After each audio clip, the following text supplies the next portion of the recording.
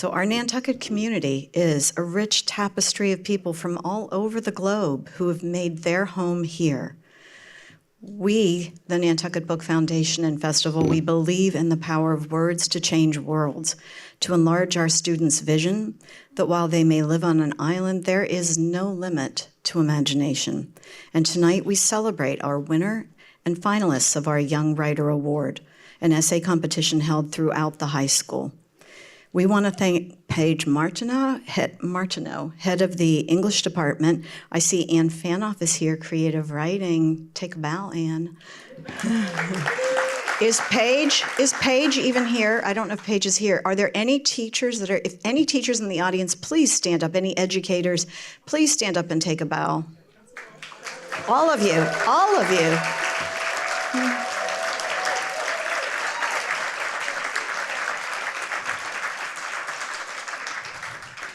You are the ones that are creating change in the world. What could be more important than how we help children understand they can take charge of their own futures and write their way?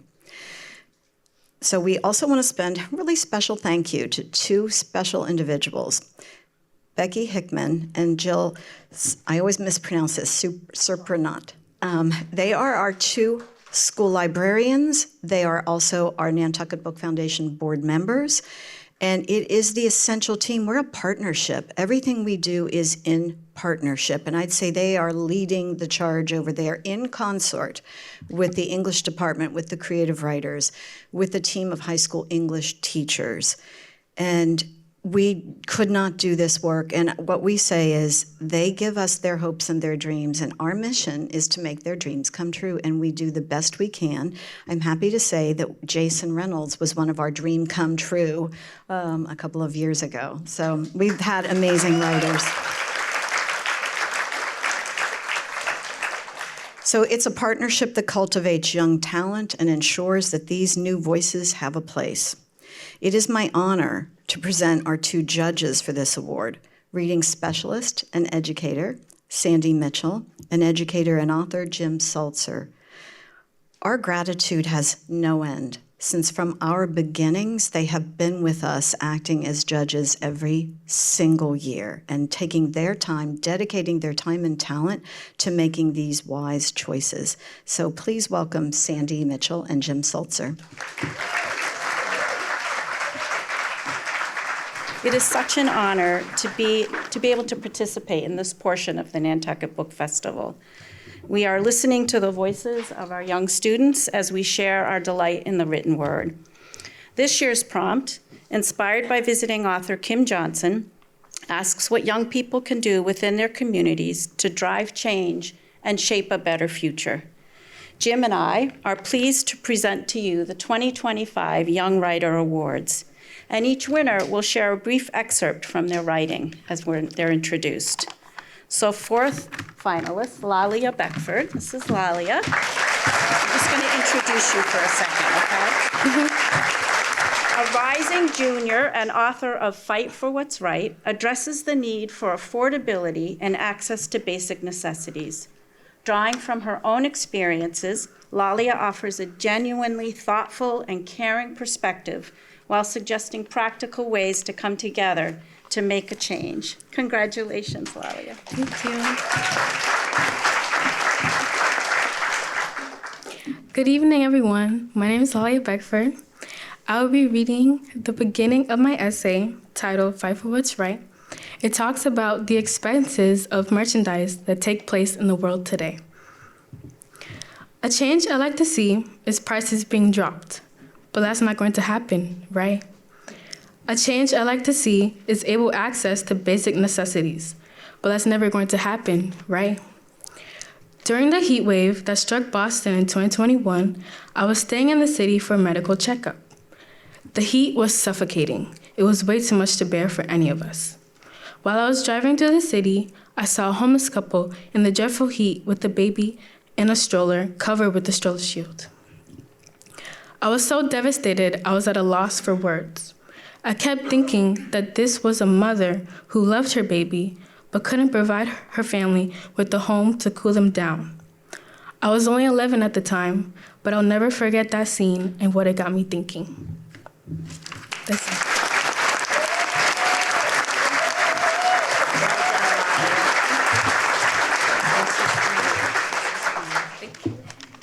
Third finalist, Malachi Sipe, also a rising junior, penned the inspiring essay, One Step at a Time.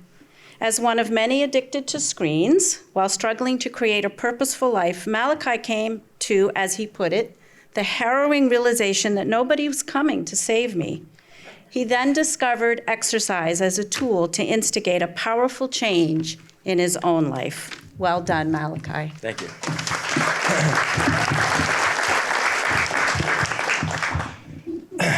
Good evening. My name is Malachi Sipe, and I will be reading a short part of the end of my essay called One Step at a Time. So bear with me. I am kind of an amateur at public speaking, so here we go. I ended up running for the cross-country team that fall. When I wasn't at work or running, I was finding other ways to get exercise. Pull-ups, push-ups, and chin-ups. I did them all. It gave me a sense of confidence and accomplishment I hadn't felt in a very long time. I discovered that finding ways to physically use and push my body, whether that was going to the gym for cross-country or going for a run, it could even be as simple as walking to school instead of getting a ride. All of these things will have a significant impact on your health, mentally and physically. Taking that time to be with yourself and to be outside can drastically improve your overall mood for as long as 7 hours. And with technology consuming a large portion of our daily lives, not finding ways to be active can take a large toll on your mood and overall well-being. This year so far is the best year in a long time for me. I've completed over 65 hours of community service, consistently learning and growing into a better version of myself. I played hockey, made honor roll every trimester, and ran track, ranking among the top 3 out of 50 runners. I've ran over 40 miles a week, and I'm capable of running more than 8 miles in an hour and 10 minutes. And I'm currently working towards my goal of running a sub 20-minute 5K. And no, I'm not joking. If you had told my past self about this, I would have thought you were crazy. I share this not because I figured it all out, but because I want you to know that the enormous benefit of physical activity. And it doesn't matter if you're 16 or 60, the hardest step is often the best one. If you've got a pair of sneakers, running shoes, or even Vans, make some time to get after it. It doesn't matter what it is. It could be a walk, your first push-up, or your 50th. When it gets hard, you'll realize that change isn't some distant dream. It's happening one step at a time, starting right now.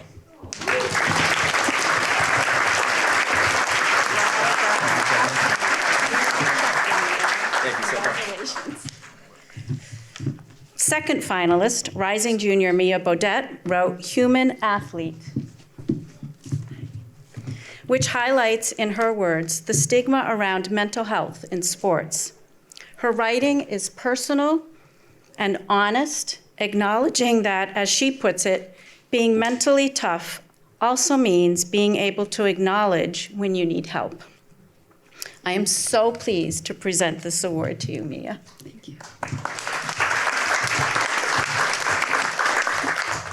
Hi, everyone. I'm a little nervous, so bear with me.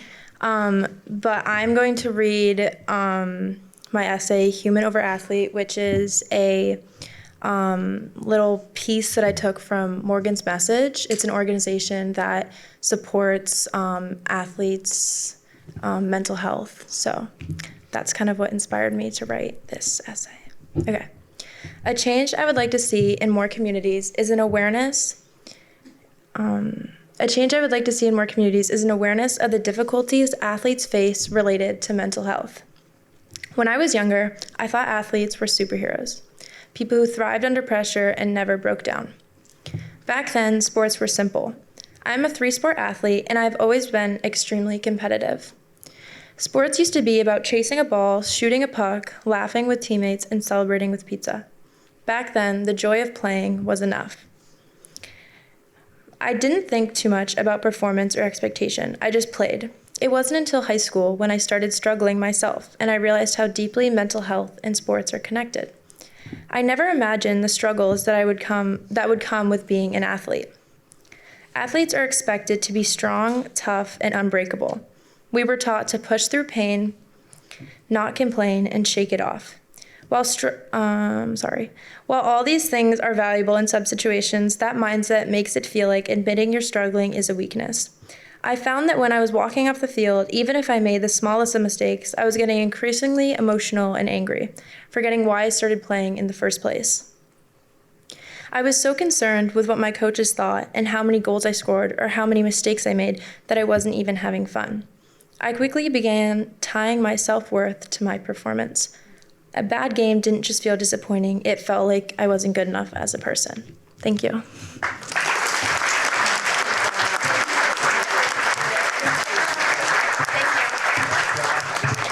And I'd like to introduce Jim Salzer, who will now introduce to you the final finalist and the winner. First finalist, I should say. First finalist. Thank you. Giovanni, come up here. Our first finalist is an essay named Purpose by senior Giovanni Omar de Sousa Vieira. This heartfelt narrative explores every individual's real need to be a part of something bigger. How can a young person in today's world join with others in working for positive change? Giovanni's insightful essay describes a pivotal moment in 2018 in Brazil, a moment of finding connection and true purpose. Giovanni.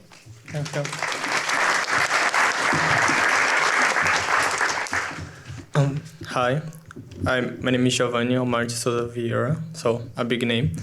And when I was reading the prompt, I was thinking about what more struggled me when I am in this process of growing, and I was thinking about the purpose and how I had so much difficulty to get purpose from somewhere. So I introduced my essay with does a group give people purpose, or do people give a group purpose? The world is made up of people seeking belonging. And throughout my life, I have always noticed certain patterns in human behavior. At some point, they fog my mind clearly.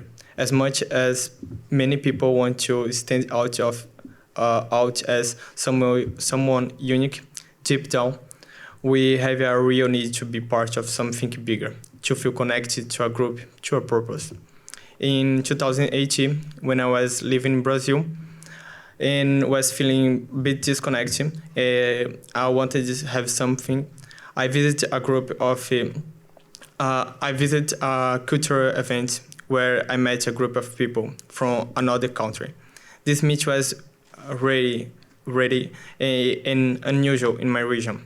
And these people introduced me to our incredible mission, develop young leaders through the International Association of Students in Economy, the organization called ISEC, a global youth organization inspired by their passion.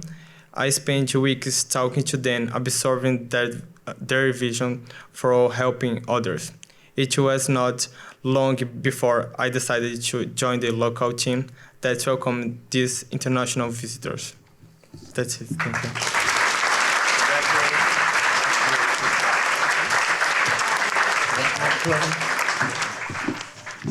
Thank you. Our winning essay by senior Chloe Remick is The Real Cost of Clothing. Many of us have probably found simple joy and a sense of accomplishment in the work we do with our hands.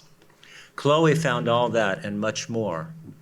For her, sewing started as a hobby. For me, it turned into a lesson with wide-ranging implications, from respect for those who do this work, to a new view of ultra-consumerism, to altered shopping habits, to thoughts of changing the world.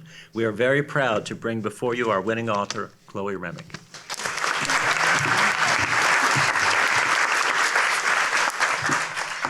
Hello, my name is Chloe Remick. I'm also very nervous.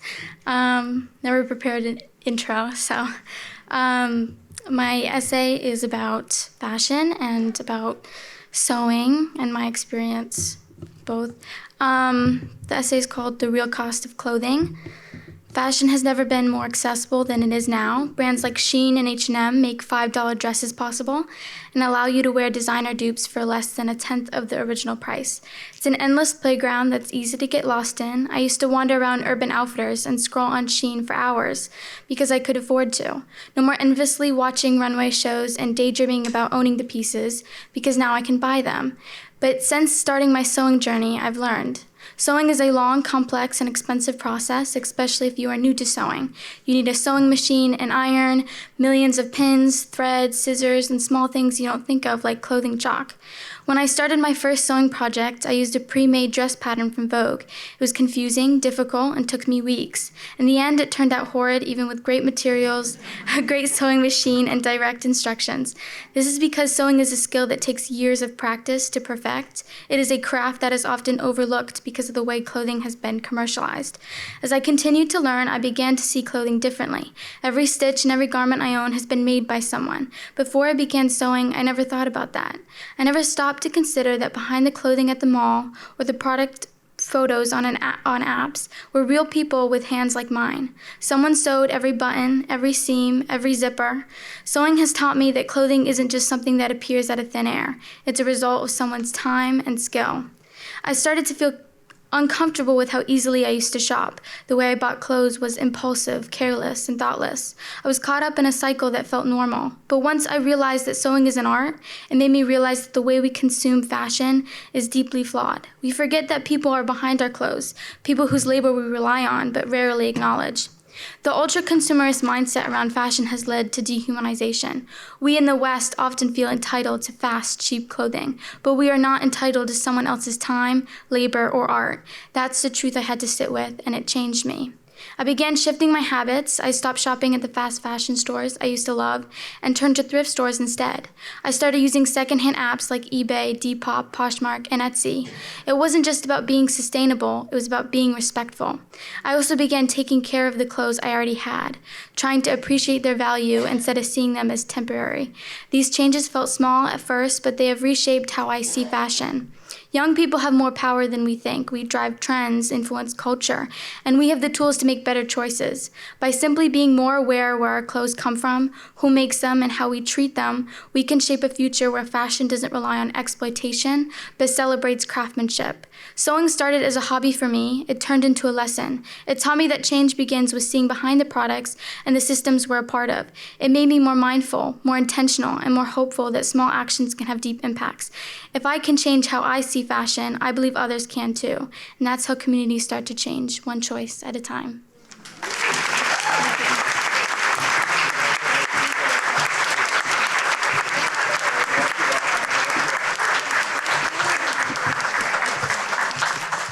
Well, there they are, our winners. Please give them one more round of applause.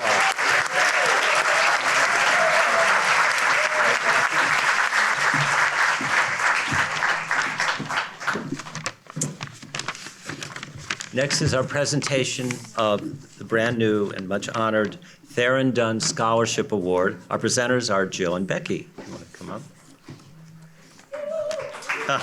Thank you. Jill Supranat currently serves as librarian at Nantucket High School, where she also taught Spanish for 29 years and taught all three of my kids. She is, I hope you gave them good grades, I can't remember. She is a board member of the Nantucket Book Foundation and leader of the NHS Book Lovers Club. Becky Hickman is the Cyrus Pierce Middle School librarian and Nantucket Book Foundation board member. She's worked in the Nantucket Public Schools for over 20 years, teaching 6th and 8th grade English language arts before becoming the librarian.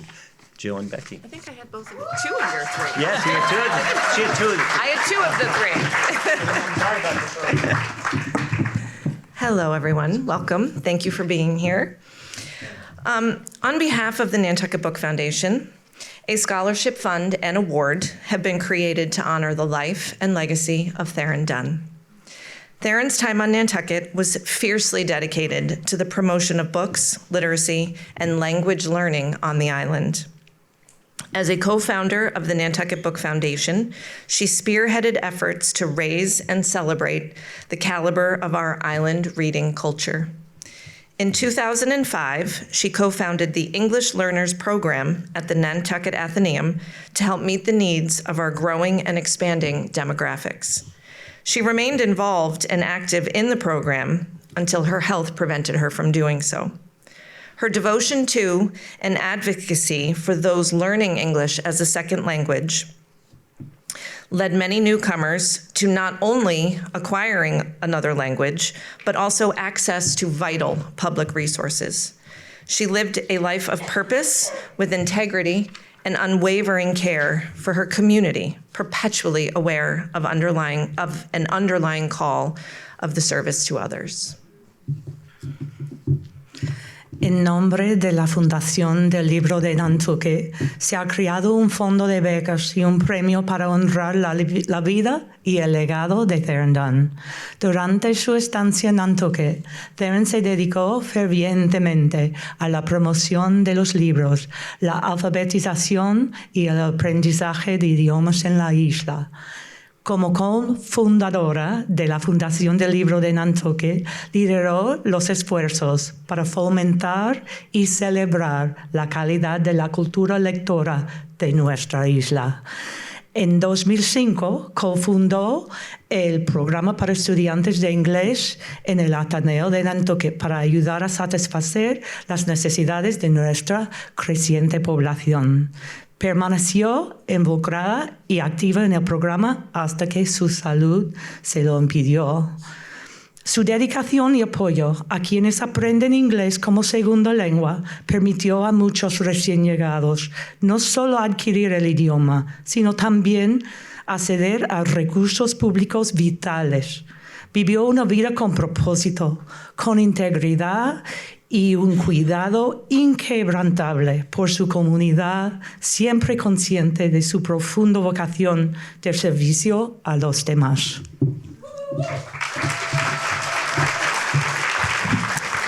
This year's Theron Dunn Scholarship recipient is Cecilia Elizabeth Ramirez Maldonado, known to her friends and family as Ceci. She came to us only 2 short years ago, and in that time, she has defied typical progress in the English language learning, catapulting ahead of classmates with determination and dedication. One of her language teachers said of her, "Ceci has faced and overcome significant challenges with grace and perseverance. Her commitment to improving her English proficiency is admirable." Another educator described her as not only driven, but also responsible, respectful, caring, and kind. Ceci was honored last evening at her graduation from Nantucket High School with the seal of biliteracy on her diploma, formally declaring her competent in all 4 literacy skills in Spanish and English. Her goal is to continue her education, and the reason that she was our number 1 choice is ultimately because she wants to become a Spanish teacher and to be an agent of change, in her community and the world.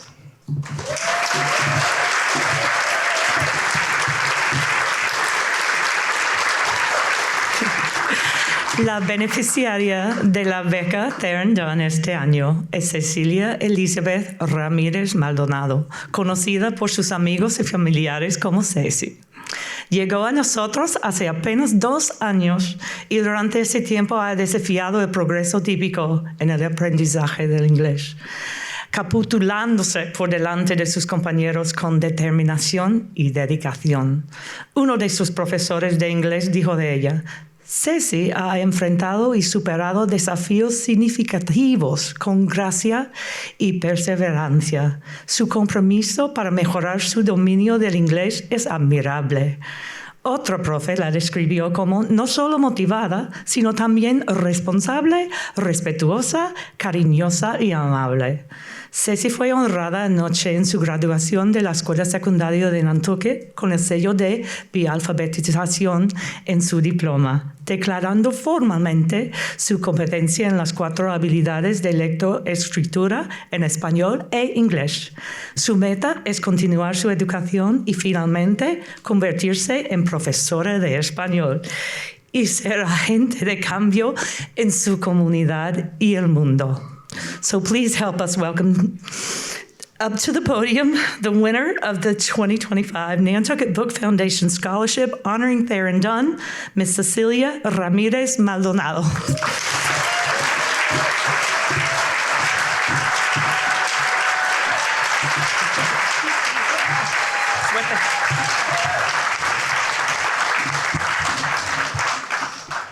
Good evening. You never succeed unless you love what you're doing. My name is Cecilia Ramirez Maldonado.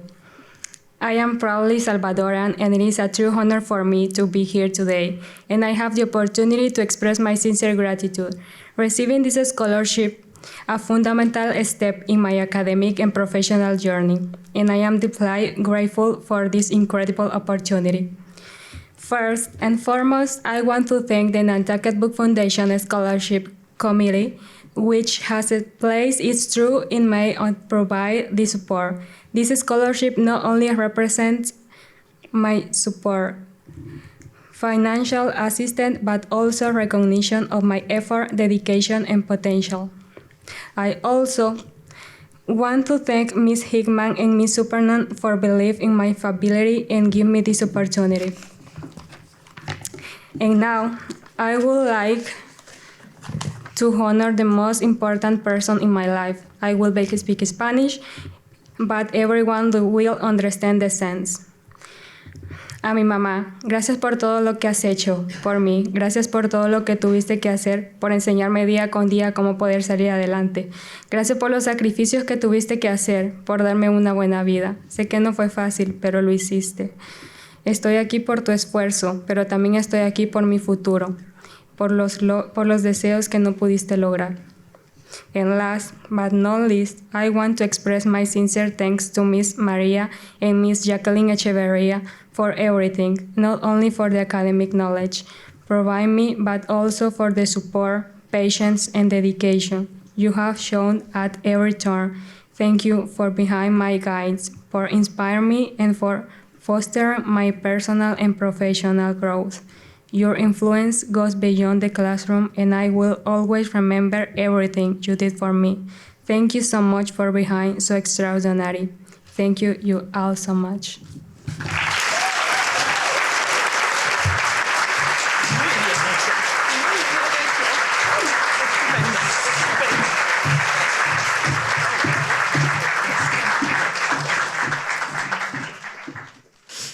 We are so pleased and excited to welcome our two authors tonight, Jason Reynolds and Carl Hyacin.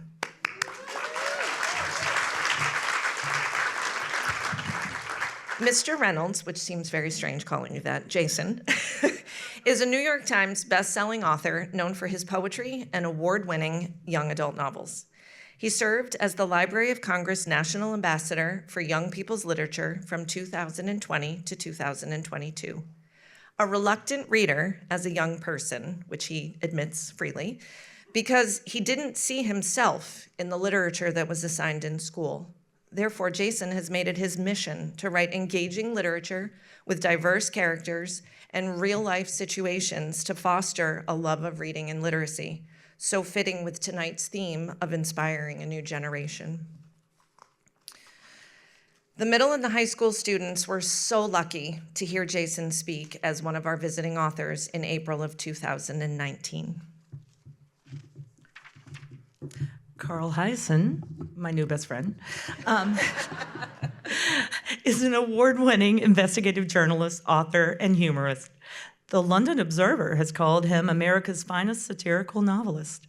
His ability to make readers of all ages laugh out loud is impressive, but his profound cultural insight, coupled with prodigious achievements in nonfiction, show his work is truly no joke.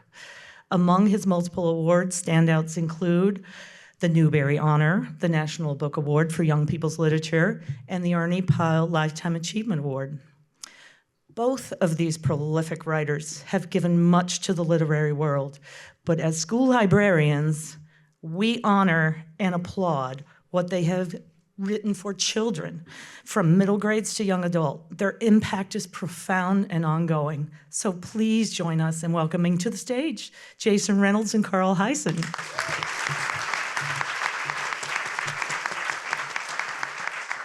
asked Carl if I should leave my drink in my seat. He said yes, so. Just because I didn't have one. It wouldn't seem fair. I don't know how this is gonna go, but I'm excited for it to go. You know, listening to all the young people who just got up here, maybe I was sitting there taking notes of all these brilliant writers and winners and students. And congratulations, by the way. And it made me think about, you know, I came to your event earlier, and I know all about you. I've, you know, read a lot of the, you know, you've been around a long time. That much you can say. And so I guess for me, I wanted to start with, was there a teacher for you? Like, I'm watching them, and I'm watching the people around them. Some of their parents are here, and there's teachers here, and there's so much love in the room, and people saying, like, look, we're proud of these young people for these reasons, and to see them take these steps. Was there a teacher in your life that you were probably driving crazy? I drove many of them crazy, but I remember I had an 8th grade English teacher who, when we did creative writing, my writing was a little different than the other kids' writing. And it was even at that age disturbing at some level. But she was her name was Miss Veazey, and she was so great about, no, keep going, don't, you know, she wasn't about conforming to what, you know, everyone else was doing. It was just go ahead. And then I had another English teacher who was just the opposite. I won't say her name, she's long gone, I could say. But anyway, but I remember she affected me in that way too, not kind of in a rebellious way, but the more she said, oh, you can't read that poem or whatever we were working on, the harder I came back at it. And the good thing was, and God bless her, yeah, she wasn't the, you know, maybe the sharpest knife in the drawer. So the stuff that I wrote, when I got up and I would say it in class, and all the kids were laughing, probably for the right reasons, she just couldn't get it at all. But I just, you know, in a way it was like, okay, I'm going to keep doing it. So I guess she's not with us anymore. But. I mean, she's gone. Yeah, she's gone. It's fine. It's fine. Yeah. You know, I had when I was a 10th grade. Similarly, I had a teacher in the 10th grade, Miss Blaufus, who I'm very good friends with now. But I remember the first day of school, and I came home, and I'm like, Mom, you gotta switch me out of this class. You gotta get me out of this class. She hates me. She doesn't get it. She doesn't understand me. I don't think I'm gonna be able to make it in this class. My mom was like, it's the first day of school. Like, I don't, you know, like, you're definitely gonna stay in this class.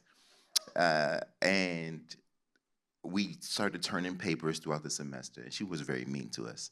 And I'm looking back now, she was like 25, right? She was trying to establish some boundaries, right? And and she's giving me D's on all my papers because I you know, because much like you, I was a bit of a knucklehead. And so I remember going to her and I'm like, a D, you know, I'm upset.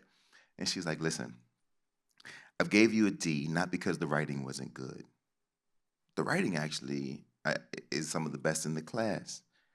I gave you a D because you unfortunately just refused to follow instructions, right? Which to me felt like the best D ever. Absolutely. It was like, oh, so you giving me a D because I write well, but I'm just being myself.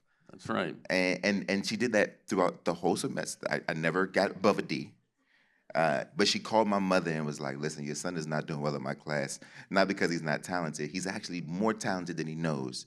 And I think you should probably try to find a writing program for him. But I'm giving him D's on all his papers because he just refuses. I give him an assignment. He does what he wants to do. I grade what he's giving me. The writing is great. But we're not talking about Bob Marley. We're talking about, right? Like, right. So you stayed in touch with her, right? And Yes. Yeah, see. She's my good friend. I talked to her. She's in the Spider-Man novels. I wrote her into the book as the English teacher because she had that much of it. She was the first person to say that I had it. That's great. I never heard from Miss Veazey again, or the other one who's not with us anymore. But yeah. I feel like I missed a connection there. But on the other hand, you know, I think when you're at a young age and you're writing, I mean, I think you have to not just find your voice, but listen to other things that you want to do. And it's very hard when everyone's turning the same assignment in. Yes. And it's a formula, and you're not a formula person. This is the thing. Okay, so let's talk about this, because this is, what, do you know the name of by the way, this is how this whole talk is gonna go, just so you know. Do you know the name of, there's a journalist, I think his last name is Hamill. Pete was a good friend of mine. Pete Hamill, yeah. Pete Hamill. And what was his sort of like the Magneto to his Professor X's name? There was like the other one. There was two of them. Jimmy Breslin. I knew both of them. Jimmy Breslin. Yeah. So Jimmy Breslin has this brilliant, I watched Deadline Artists, this documentary, by the way, all of you should watch Deadline Artists. All of you young people should watch Deadline Artists too, for this point I'm trying to make and what we're talking about. And Jimmy Breslin says, well, John F. Kennedy dies. And so we all have, he says, they're journalists and they're working the beat. And he's like, well, Kennedy's dead. Obviously we all have to go and cover the funeral because this is John Kennedy, right? And so he talks about going to the press section of the funeral and how everyone was sitting in the same section with their notepads out and their tape recorders. And he's like, wow, we're all gonna write the same story, right? Because we all have the same vantage point.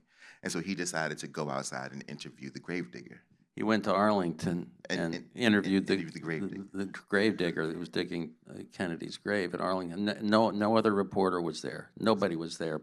And that man, who was a black man, had to work on his day off, and he said how honored he was to dig the grave of John F. Kennedy. And that is the story that Breslin wrote. And so I think about that, like as you're saying, people like you and people like me, people who are sort of like, I just want to do my thing, because it doesn't make sense for me to do what everybody in my class, even though this is school. Yeah. By the way, get good grades.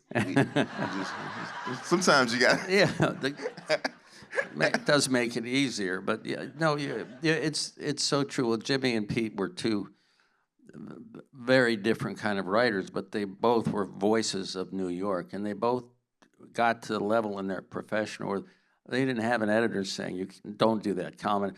They did whatever they wanted to, and the people of New York that read their columns every day were better off for it, and they uplifted people. They actually improved people's lives. They wrote about corruption. They wrote about the education system, all these things. But they couldn't have done that if there was a playbook or a formula for that kind of writing, and they just broke all those rules. And I think that's not to say when you're learning or when you're in school you just ignore what your teachers tell you. But I think the other thing you can do, and I used to do this, was I would go home at night and I would just write stuff for myself, you know. Yeah. And we didn't call it a journal back then. I had an actual diary, this is what we called it, and it had a lock on it and everything. And I think the first thing my mom did after I went out to school is she threw it away. I'm not kidding. All my baseball cards and the diary gone. I was more pissed off about the baseball cards, you know. But you felt it was a safe space. You could write whatever you wanted to, and no one was looking over your shoulder. Yeah, I always laugh about we use the term language arts as a way to describe the Academy's English classes, and I find that they only teach the language part, and they don't really teach the art part, right? Which is the part of self-expression, which is the part where you get to exercise your personal muscle and find your personal voice, which will change a million times, right? And I do think it comes down to like, what are you writing in your diary or in your journal or in your notebook or on your phone or whatever you use to sort of calculate and document that which is outside of the classroom. Granted, there are great teachers these days who understand the value of all the other things, but school is sort of, in this country, is a very much so like regimented thing that has to go a certain way in order for it to meet all of these different guidelines and red tape and politics and blah, blah, blah, blah, blah, blah, which sometimes can rob you of a moment of of an expression of your imagination, you know? It's also good therapy, if that's the right word. It can dig you out of an emotional hole of your own as a young person, to be able to write and have it be yours and not something that someone else told you to, not an assignment, but just your voice in your head. And it's not something I think you can maybe teach, but it's certainly, when you see that talent, you can encourage it, and you can, I mean, the rules are fine, but there's so much to be said for getting it out of your head onto a piece of paper, onto your screen or your phone, whatever you're writing on, just to empty it. What did it do for you When did you start this when you were younger? I don't know this part about your story. Yeah. I was pretty young. I've told this story. My dad got me a typewriter when I was 6 because I asked for it. Now I also had baseball glove and a bicycle and all that, Sure. but I knew I loved to read so much, and I doing these little stories. I love to just make up stories and things. So I had a typewriter from that point on. I knew when I was so lucky that I knew when I was young. I didn't know I could make a living at it, but I knew I wanted to write. I loved newspapers. We had 2 delivered to our house every day, and I thought it would be at that time I wanted to be a sports writer because I thought it was the coolest gig in the world. The Yankees had spring training in Fort Lauderdale where I was born and grew up, and so we didn't have internet, so we read the paper every day to find out who won the game the night before, and there were bylines, there were names of writers, and I asked my dad, who is that? No, that's he went to the game and covered. I said, he got to go to the game? Did he have to pay? My dad said, no. I said, he got to write about it, and he got his name in the paper too. That's the gig for me. I remember, for me, it was similar. I found it young. I wish it was that cool, though. For me, it was like, I'm so sad. And I need to figure out how to get this out, you know what I mean? It was like, it was a lot going on.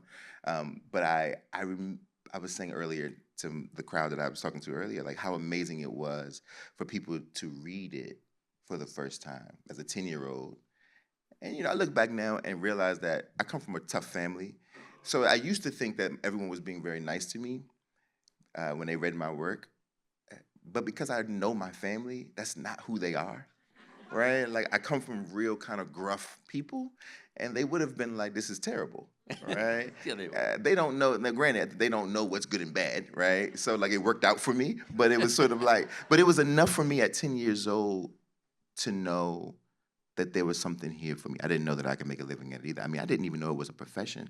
I didn't even know people were writing books. I thought books were made by machines. Oh, that's so cool. I think I started learning that if you could be funny, and I mean, in high school I did a satirical, very irreverent newsletter that I thought it was to combat the school paper, which was nothing but rah-rah go. So it was called More Trash, and they let me do it.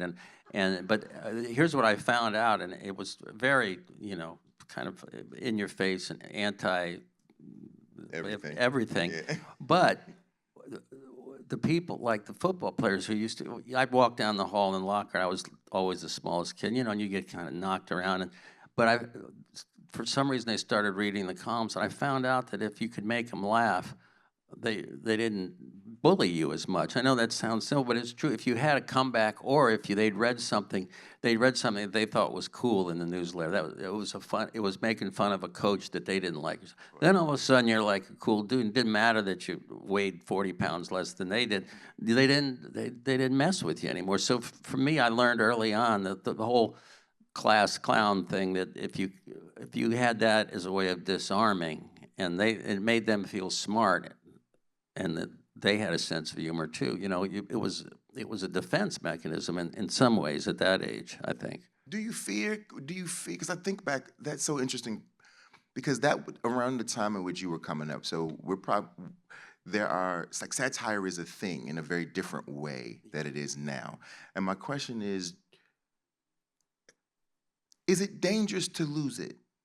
Because I don't know if we understand satire the way that we did then. I mean, you had Lampoons, you had Mad Magazine, it was so much that you could look at and be like, this is funny, we're poking fun, right? We're throwing stones at the castle, and this is funny, right? And we know it's funny, we know it's sort of like, these are jabs. But these days, it feels like there's not a lot of nuance left for a satirical sort of like art life. I agree with that completely, but I also think the times we live in, there's not much nuance in the headlines and in the way stories and the way news is delivered to everybody now, either on their phones or in a paragraph instead of reading something in depth.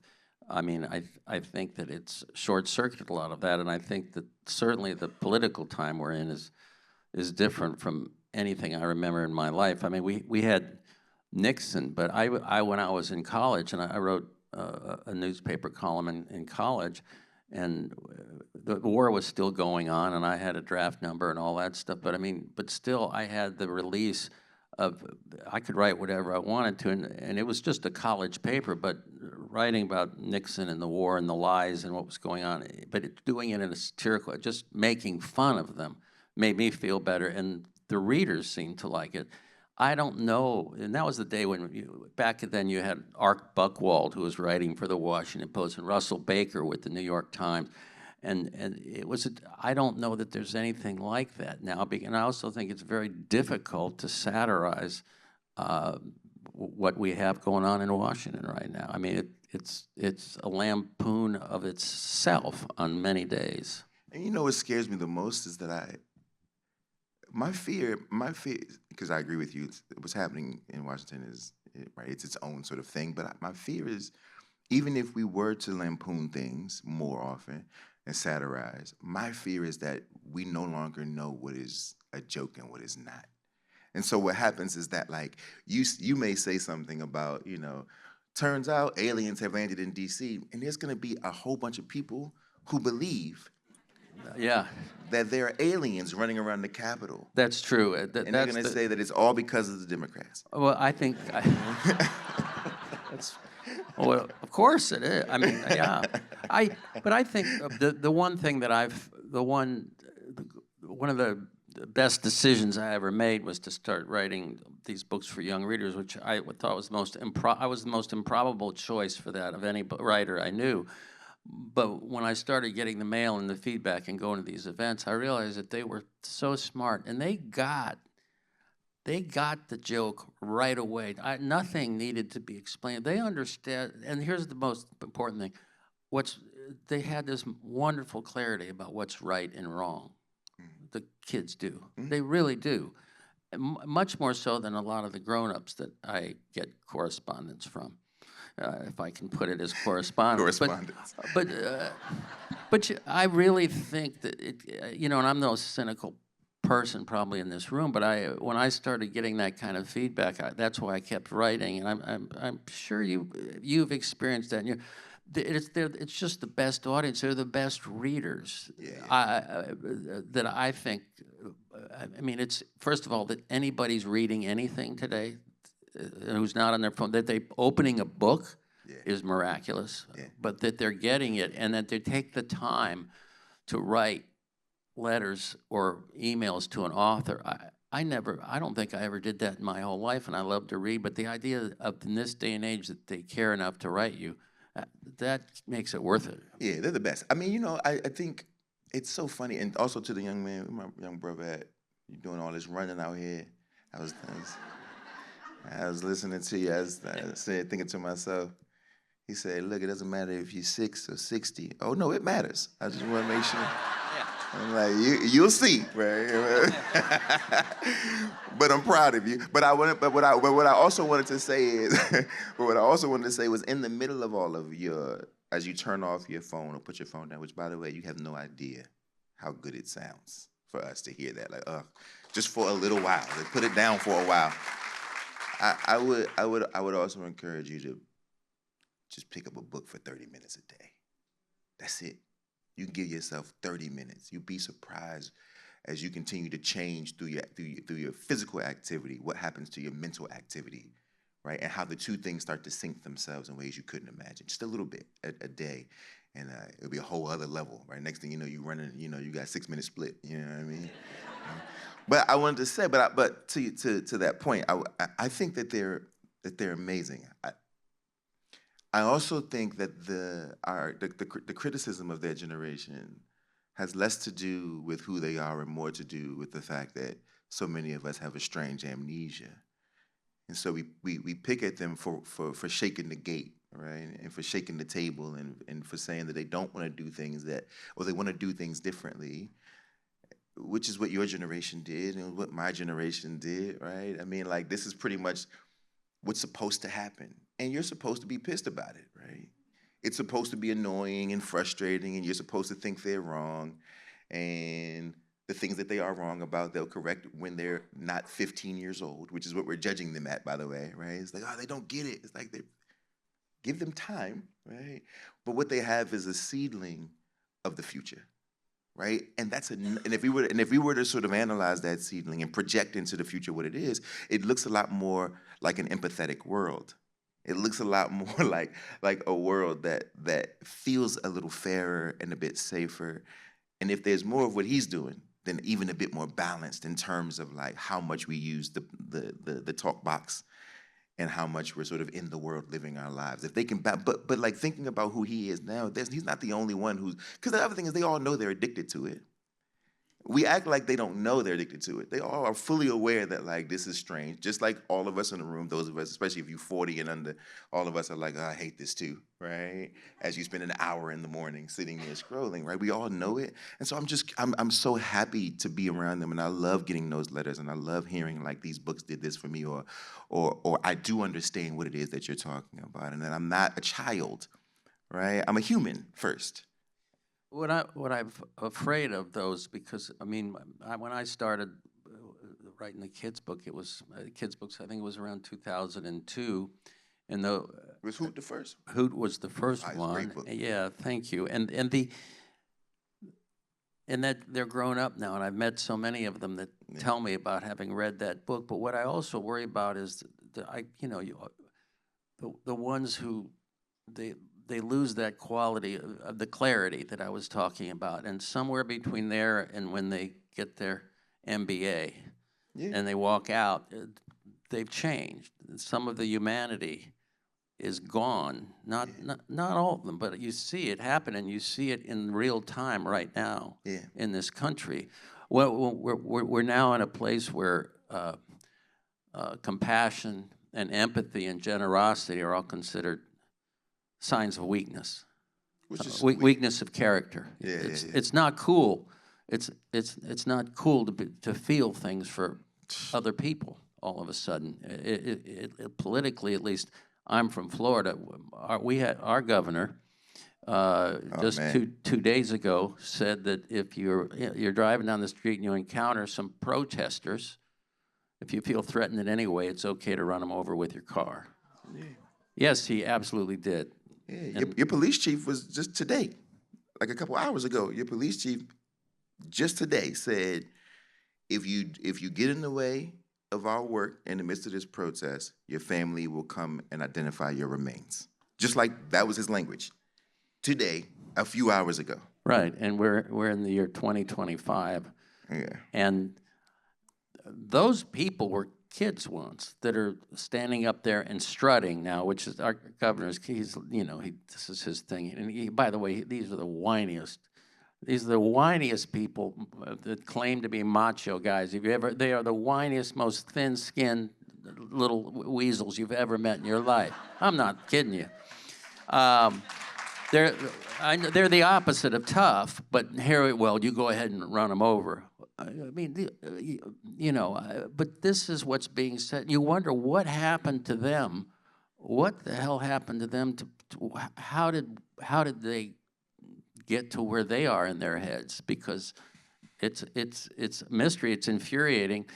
If you write satire, it's also, a good, rich source. Right. But Florida is a very target-rich environment for what I do. Yeah. But it's not just Florida anymore. No, I trust me. Florida hates me, man. Hates me. Texas hates me. Ohio hates me. I appreciate it. I've had my fair share. Yeah. I've had my fair share. But I wonder though, because I've still gone through these places. I had a place in Miami for years, and have done a lot of work down there. And Florida is I used to think that New York City was the ultimate cheat code for writing, that you could say anything. Yeah. As long as you put it in New York City, then it's feasible. And then I realized, Florida. You could say anything. And if it takes place in the state of Florida, it's like, well, maybe. Yeah, right? Maybe. Perhaps. Maybe, yeah. It's all, and this is, we can talk about, because we have librarians here who are heroic. Yes. And because there is this big push to sanitize our libraries and protect children from thought, and it's happening in Florida with the you know, it wasn't just, the Moms for Liberty got started in Florida. And, and you know, one of the high schools, one of the founders was at the high school where my youngest son graduated from. He was already graduated, but she's launched her crusade there, and they've been diminished somewhat because of the sex scandals. Yeah, it's just a small problem. I mean, you know, it's true. I'm not lying about that. Trust me. Yeah, Sarasota, you know, the threesomes, and this is while they're railing again. I'm not making the chairman of the Republican Party of Florida and his wife, who was a school board member, I think, they were all into that. At the same time, they're railing against transgender. They're railing against the gays. All those people are a threat to their children, and they're out every weekend trolling for a third party. Yeah.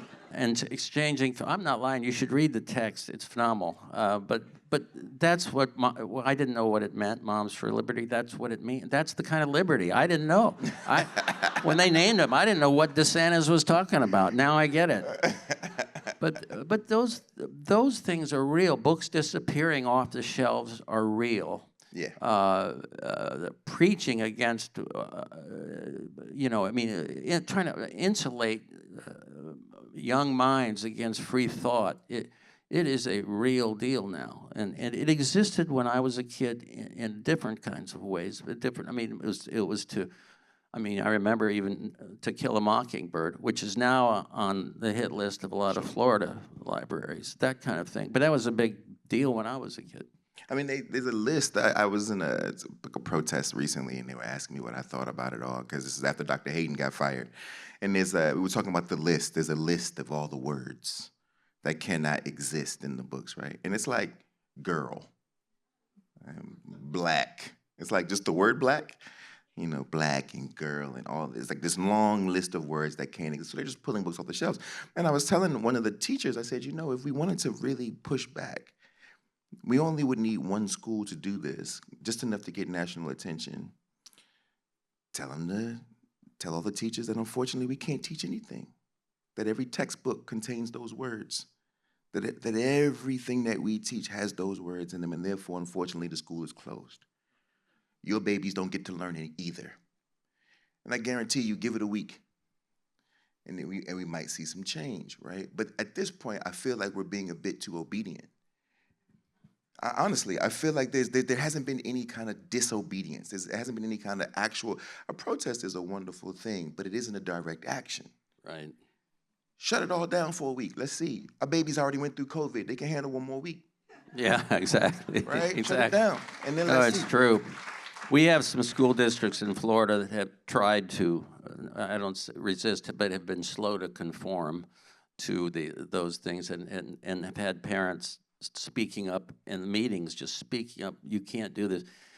But because of its money, and a lot of the money comes from the state, and when you have a tyrant as governor, just like if you have a tyrant as president who says, we're going to turn the faucet off, or, you know, we're going to replace this person, this person, this person, and they become afraid, and it's just a sad thing to see. I mean, especially my generation, having been through, I mean, having all the things that I remember going through as a kid, from the Civil Rights Act and the demonstrations, and from the assassinations in Vietnam, and then Nixon and Watergate, and you think all that, well, and now to come full circle back to where we're not burning books, but we're getting rid of literature. But then again, of course, the new chief of the Pentagon, when he purged the Naval Academy, they took out Maya Angelou and they left Adolf Hitler on the shelf. That's absolutely true.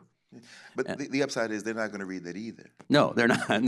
so which leads me to my actual question. As somebody who's worked in journalism and in fiction and in all the spaces, children's and adult, I'm curious to hear why you think it is, and what you think the effects of it might be. I'm curious, right? Because in my mind, I'm like this. I just don't believe that. As much as I believe that everybody is fools, I don't believe that they're fools.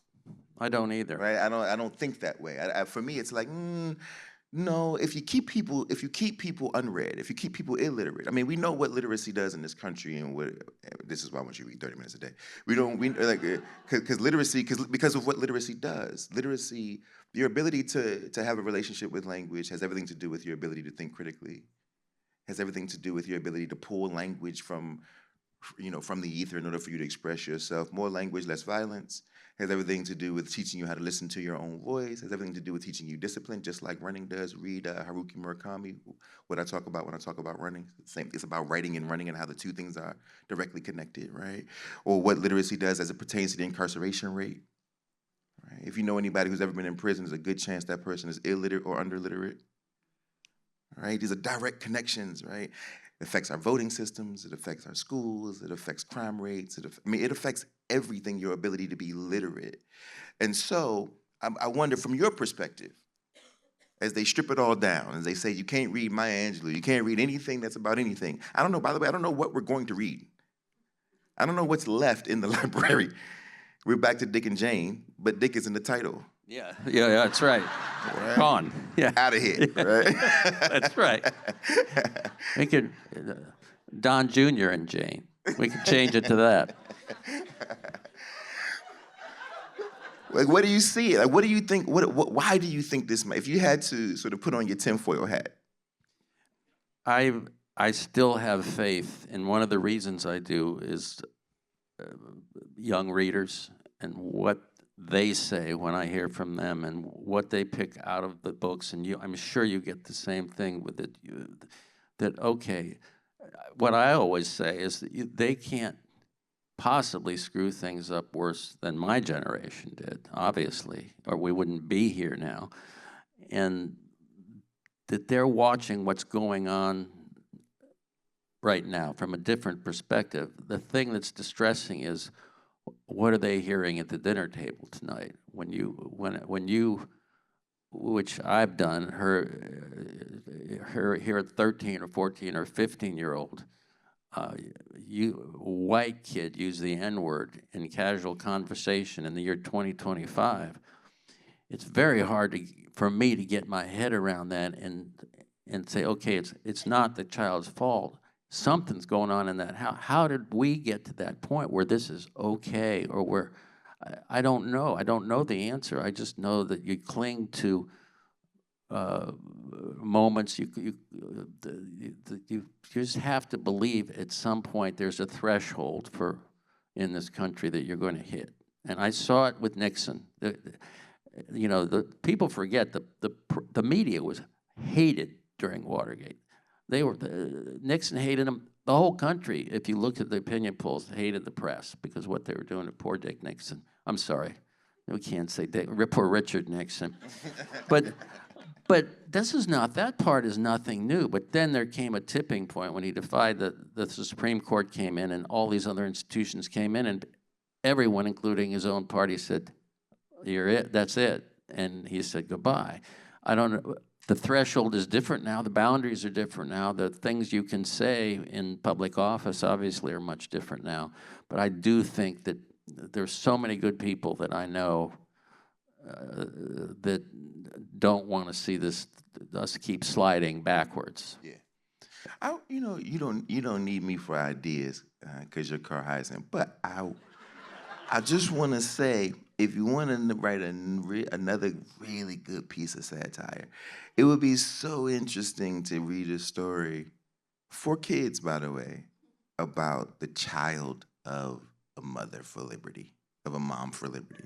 Oh, yeah. I think it would be so fascinating to see from a kid's perspective, what it's like to see the mom come home like, railing against, And meanwhile, you tell any kid, like, unfortunately, we're going to have to do away with all the sex and the violence. And they're like, wait, all of your entertainment is out of here, right? We're pulling away all the books. It would be fascinating because I know that the kids it's coming down, right? It's always like mom's at the dinner table saying, I hate everybody. And the kid's supposed to then parrot that back. Yeah. But from my experience, kids in today's time, it's not quite that simple. No. Because they have so much access to information. Right? So it's a little bit different. Whereas my generation, if your daddy said it, it was like, all right, well, I guess that's it, right? Whereas now it's like, let me see. Let me check, right? And that changes things. I think that's not a bad idea, Moms for Liberty. That was free. Okay, that one's free. I don't know how I'm going to work in their social aspect of their It lives, doesn't matter. but It doesn't matter. It doesn't matter. But I also think, tell me if you agree with this, that kids have this, young readers have a wonderful, keen sense of hypocrisy. What's hypocritical? They see it before the grown-ups see it a lot. Wait a minute. You're telling me this. You know, my generation, it was, no, you're not gonna, you can't smoke weed or anything else. And they're telling you that with a cocktail in their hand. Oh no, that you can't do that. But you're a kid and you say, okay, I get it, you know. But this is much more sophisticated. They've got so many, they're just a torrent of information that they get hit with every time they look at their phone. All of us do. And I'd like to think they can pick through it and sort out what's the BS before, in a way, it's before some of the grown-ups do. I mean, I don't think there's a kid in America that if you, I said this today, that a 13-year-old said, oh yeah, we're going to build a wall along the whole southern border, and we're going to make Mexico pay for it. Kids are going to go, get out of here. That's the dumbest damn thing I've ever heard in my life. But some of the grown-ups said, oh, yeah, that's great. We'll make Mexico pay.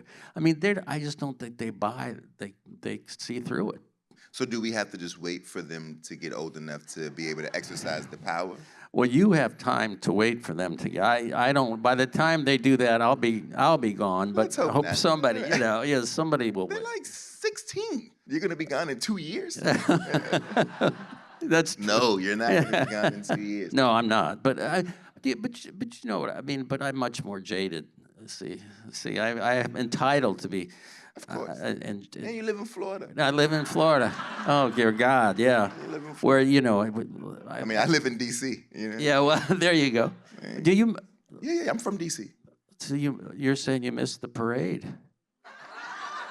Let me tell you something. I was driving to the airport yesterday, and they had all the barricades out, and all I kept thinking to myself was, thanks, Mary, for inviting me to Nantucket. I'm like, because I live right in the heart of the city. I'm like, I get to get out of here and not deal with this nonsense.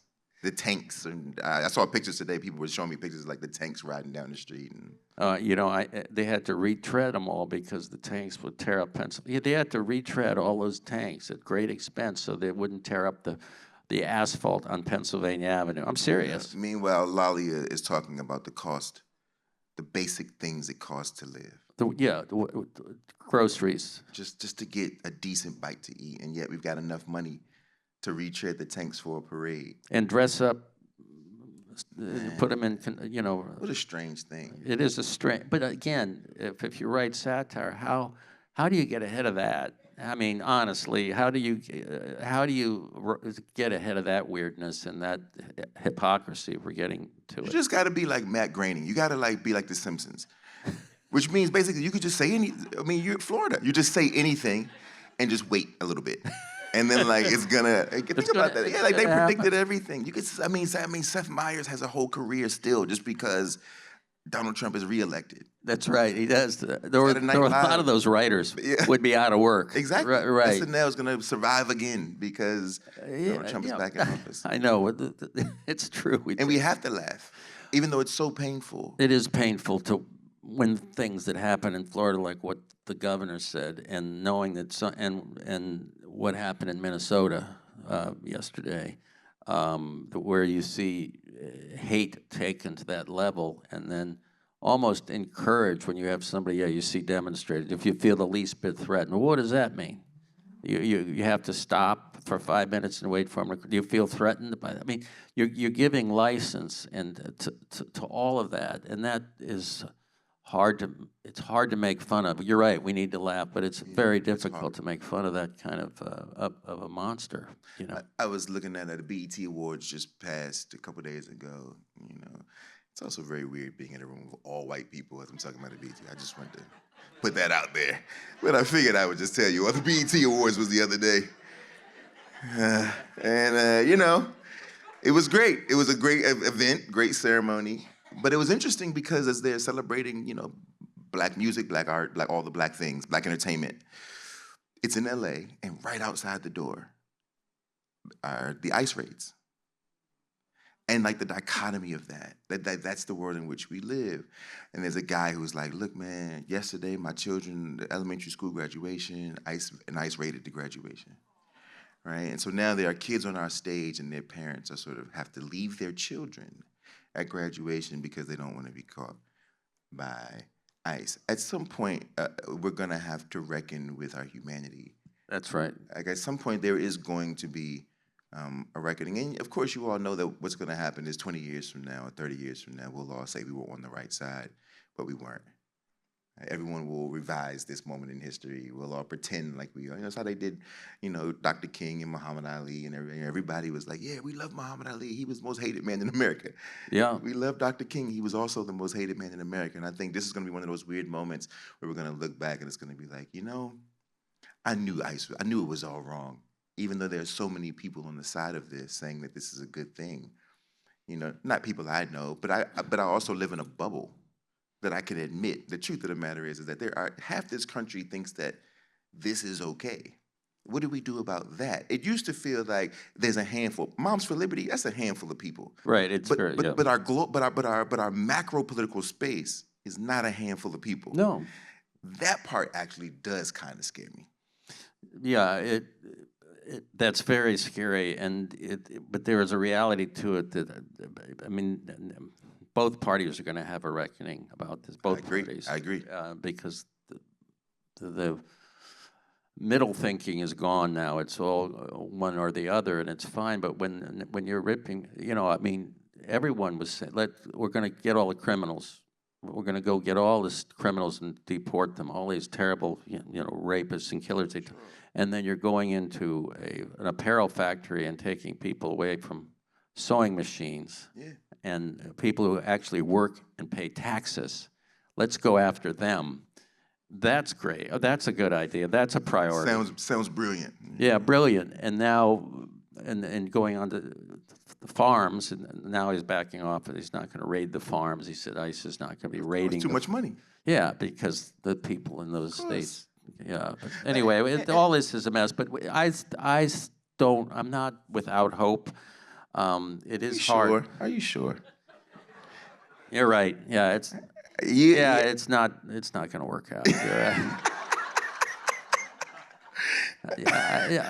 But there are days when there's a bright light where somebody stands up. There are so many good people out there, of Democrats, Republicans, Independents, who care and who see things, and they're frustrated and they don't feel like they have a voice, and they feel helpless. And now we live where they're actually afraid.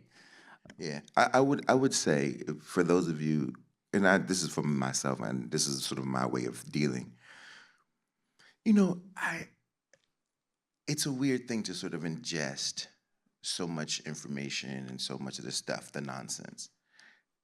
And it's a different thing to have one-to-one conversations with human beings, because 90% of the time, and maybe it's like 75% of the time now, it's okay if I'm having right? It's like if I talk to the average, if I go to the middle of the country, which I've been many, many, many, many times, to the most conservative places, which I've been many, many times, and have conversations around what would you like for your children? The answer is, I just want my baby to be safe. I want my child to have education. I want my child to have a fair shot in life. Oh, okay, well, me too. What would you like for your family? Oh, I want a job. I need to make sure I'm feeding myself. I want to make sure we got food, we got clothes, we got shelter. Me too, right? Like when you really think, it's weird how much gets caught up in the noise. There's a part of me that believes that all of us that there is a mass manipulation. That there's more of a mass manipulation more than there is actual hate. I hope you're right, and I agree with that. I mean, I don't know about you, but I can't listen. I don't listen to any talk radio. I don't listen to the left. I don't listen to the right. It's just brain rot. It's just people sitting there getting paid to do what you said. Yeah.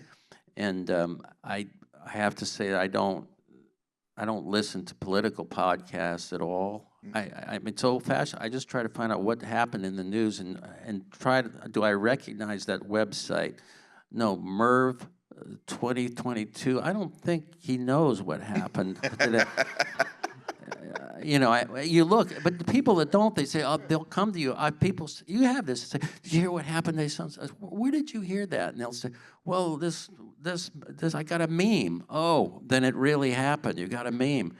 That's what's depressing. Or a tweet. I saw a tweet. A tweet, yeah. Oh God, no, I don't know. I hope you're right. I think there's a lot of noise that I just tune out. It's a lot of noise. I keep the mute button. We have the remote is always one of our fingers is always on the mute button. Yeah. Always. The certain faces appear on the screen.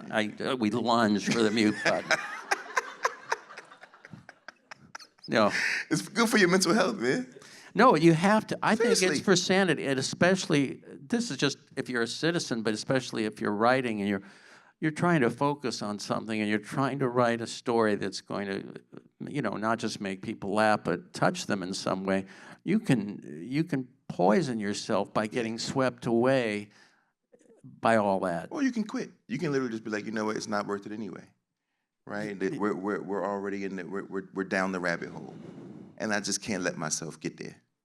No, you shouldn't. I'm going to ask you a technical question now, because we talked about rules and boundaries and letting your mind sort of go as you write, and you know, what do you do? And I have to say, when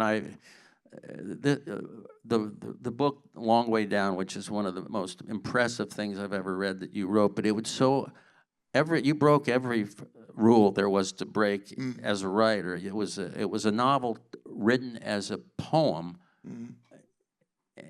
And your editor said, "Go for it." Yeah. I mean, it took some massaging. I mean, I wrote the original version of that story is actually just a straight ahead prose novel. Was it? Yeah, but my agent saw it first. My agent was like, "It's okay," and she's like, "I just don't know if anybody's gonna believe this takes place in a minute of this kid's life. If it takes a week to read." It was 1 minute. 1 minute. In a lifetime. Written as a novel. If you haven't read the book, if you're a writer, it's the sort of thing that blows you away because you haven't seen anything like it before. And your first mind is not only how did he do it, how did he get it published? How did you convince your... By then I had made the publishing company so much money, Carl, they just... Anything you want. By then it was like, we'll just let them, you know. Anything. Let's give it a shot. You know? House money, you know what I mean? We'll just pull from it, you know. No, but really, that's really part of what happened. That's a story. I'll tell you that story when we get off. But you know, honestly, what it was, I gained a certain amount of trust from the publishers for some other things that I had done before that. And they knew that I wanted to figure out how to do something in this style. And they knew that I had been fooling around with time for a while, but I couldn't get it to work. Like I had all these temporal ideas. Like, how do I play around with time? I'm interested in figuring, I like to think about what that kind of, I've been through a lot in my life. A lot of wild things have happened to me.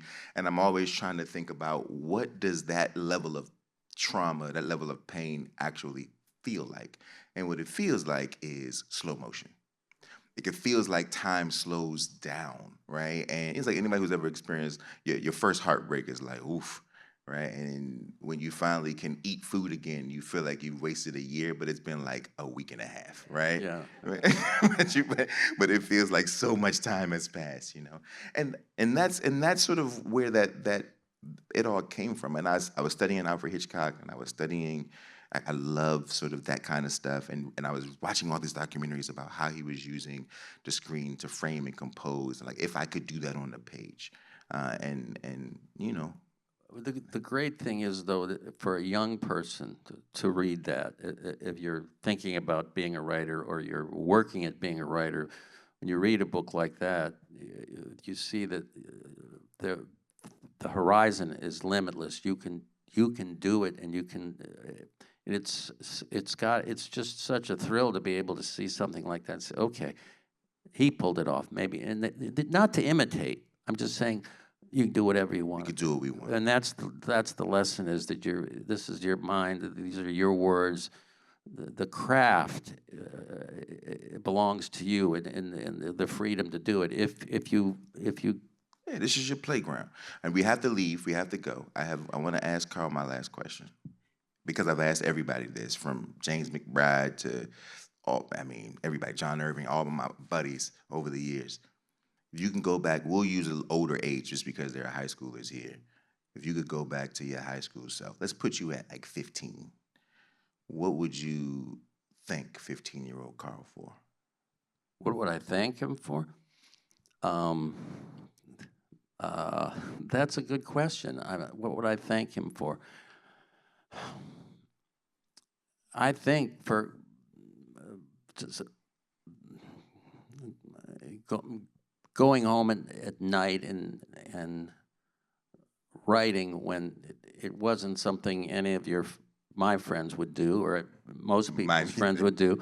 I mean, that I was able to have a sort of a regular childhood, but at the same time I had that time and I had that, and just not giving up on it, because you're not getting published in any, but just the idea that, and you know what, even more than that, for reading, because I love to read, and not all my friends read even at all. So I mean, I think that, that, and I think that just the carving out enough time to do a little bit every day, write a little bit, a paragraph, even anything, just to keep the muscle going, and not expecting anything out of it. That's what I would also think. Not expecting to make a living, not expecting to ever end up in a place like this, at an event like this, just because I needed to do it.